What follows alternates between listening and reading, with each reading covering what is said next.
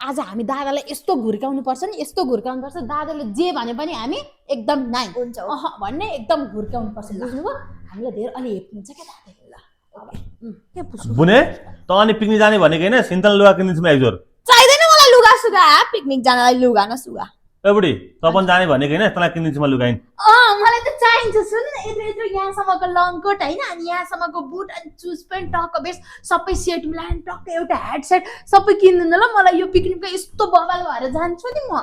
भाउजू तपाईहरु जस्तो दुई जिब्रे महिलाले गर्दा हो क्या महिलाको बदनाम भएको यी बुढाबुढीको प्लान रहेछ कि क्या हो लास्टमा त म पो परे तँ हेर तँ बहिनीले चाहिँ लुगा किन्नु पर्दैन भने तँलाई मात्र लुगा किन्न त्यसपछि त दुख्दैन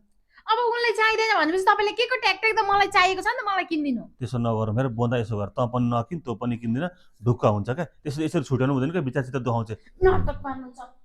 यस्ताको त के विश्वास पनि गर्नु बुझे सुन्नु न यो तपाईँको दाजुको त हामी विश्वासै नगरौँ जे भन्नुहुन्छ हामी कहिले नमान्ने क्या कस्तो विश्वासहीन मान्छे हुँदो रहेछ तपाईँ आफ्नै बुढोसँग जानु है मसँग नआउनु यहाँ अघि चाहिँ ए गरेर मलाई फकाउनु भयो अहिले आएर चाहिँ नाटक देखाउनु हुँदो रहेछ काहीँ दोग्ला मान्छे जानु त नरिसाउनु न क्या दाजुले त के गर्नु हुँदो रहेछ भनेर भनेको म त तपाईँकै पार्टी हो नि दाजुको चाहिँ विश्वास गर्नु हुँदैन नगर्नु है मसँग नआउनु नरिसाउनु तपाईँकै बुढोसँग जानु काहीँ नभएको बुढो जानु जस्तो दाजु उस्तै बुझ्ने जति गरे पनि